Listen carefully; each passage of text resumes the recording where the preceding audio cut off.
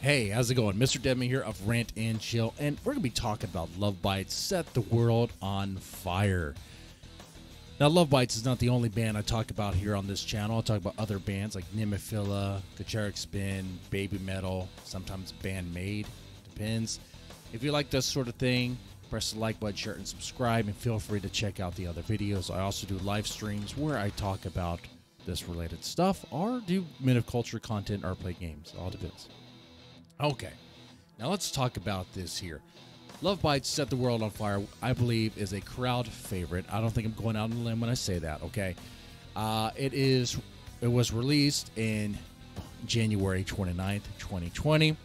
It was on the Electric Pentagram album, which is their, well, as of right now, their most recent full studio album, but that's about to change with Judgment Day. Looking forward to that. Now, this song lyrically is Asami, and musically it is Miyako. But the other members helped arrange it, from what I understand. It is a very, very powerful song. I highly recommend the live performance of this song. Like it is cannot be understated at all. It is a very powerful performance. If you like pyrotechs, if you like the Rammstein pyrotechs, you get that in this song. If you like relentless thrash, like seriously relentless thrash, where you're going to break your neck headbanging to it, you're going to like this song. It is extremely powerful. These ladies of metal bring the fire, okay? The Love Bites ladies, they are bringing the fire in this song. They bring it in an unrelenting downpour of sheer awesomeness. Pure thrash metal energy, pure thrash greatness.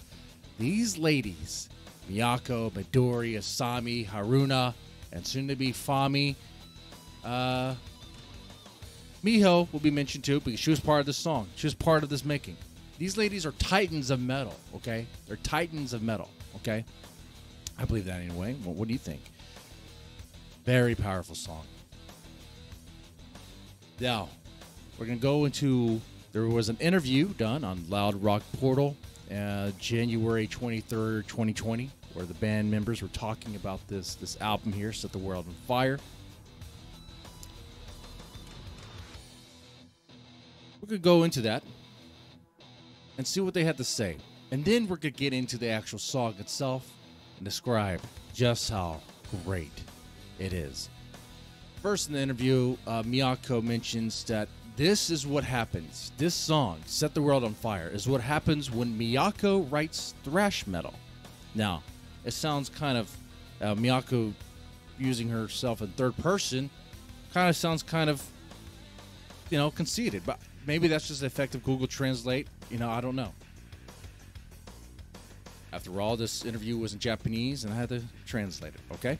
But it goes like this. She says, Set the World on Fire is what happens when Miyako writes thrash metal.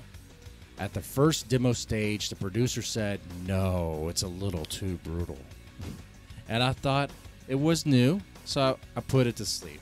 But when I listened to it again, the producers seemed to think it was good. So I made a comeback. A little too brutal. The song is indeed brutal, but the song, like the message of it, is very brutal as well. It's perfect. We'll get into that. Haruna had this to say about Set the World on Fire. She said, and right before the recording, the producer asked me to change the arrangement. She laughs. So the arrangement in the middle changed completely, which we're talking about the part where the song shifts. Not really in tone. It just gets even more relentless. It's you know what I'm talking about when the solos are when they start to come in. You have the twin guitar going. Oh man, so beautiful, beautiful stuff. All right, Miyako adds in. Originally, there was a middle part, but where the impression was a little different. After all, the song is a Rush system. I think that part was reworked. I'm sorry, it's just before recording. Haruna added that this kind of fast song is relatively good, so it was good. I was rushing from the beginning to the end, so I wonder if I could make something with momentum. Miyako added that the drums and twin guitars have become really cool, and the image was different from the beginning, but it was the correct answer. And I think it was definitely the correct answer. Altogether, it created a very powerful song. You have Asami with her powerful voice. Her gospel singing days can be heard in this song. But also, she spits fire. She spits fire in the song. In the verse, she is more than keeping up with thrash, and she's spitting fire with her lyrics. But then, as things go into the chorus, her beautiful voice just rings on. It's powerful, powerful. Midori, of course, with her sharp katana-like pick slides and literally just giving a very hot and fiery performance. Good stuff. I mean, I can say things about everyone, really. Let's talk about the sound. This is the song that starts off with that very intense military marching beat. First time I heard this song, my first reaction was, oh, this is the final boss music for whatever game you're playing. This is the song for something approaching, something all-powerful, something not just all-powerful, but menacing.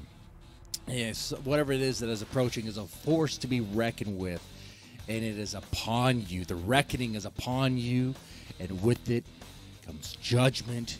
And if you survive the rain of fire, then through struggle in the smoldering ruins, that will be your only salvation. That will be your only, redemption there. That's what I hear in this song.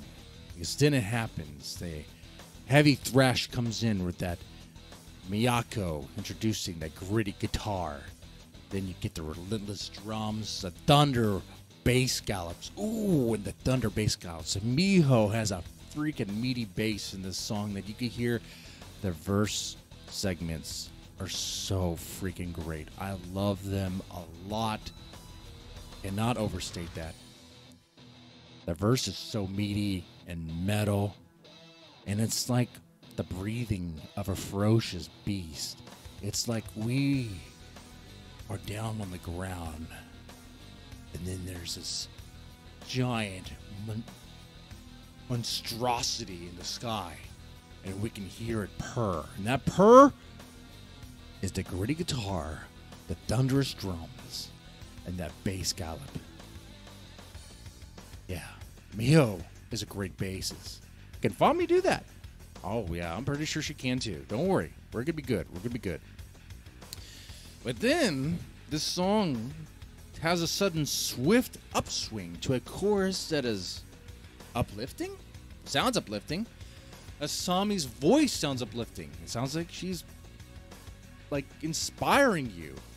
But lyrically, it's not inspiring at all. In fact, if anything, visually, what I see with this song at this point with the chorus is I see a champion from hell that riding on that monstrosity, on that hell beast of a dragon.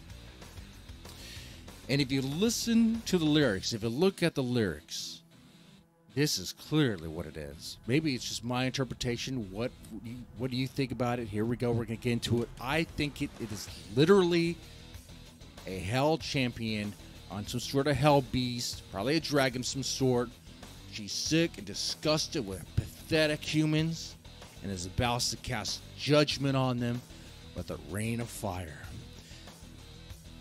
And those that survive that rain of fire, well, guess what? They can pick up the pieces, try to make sense, and maybe they learned their lesson.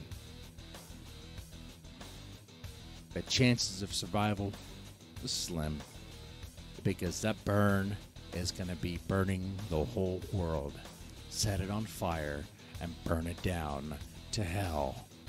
And you know, in the way Asami sings this, clearly it's from the perspective of that hell beast.